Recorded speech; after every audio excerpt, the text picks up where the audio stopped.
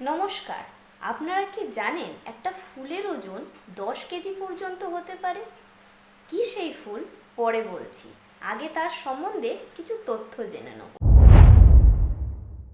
জানেন কি, ফুলটি দিয়ে বের হয় পচা মাংসের গন্ধ, কিন্তু ফুলটি দেখতে অসম্ভব সুন্দর।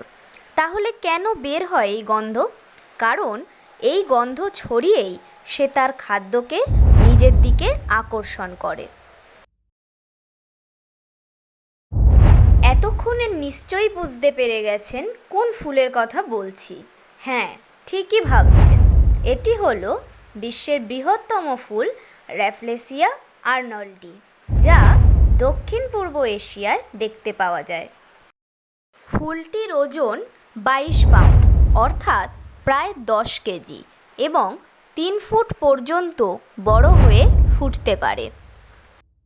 এটি 5 পাপড়ি বিশিষ্ট লাল রঙের একটি ফুল, যার পাতা বা ডালপালা দেখা যায় না।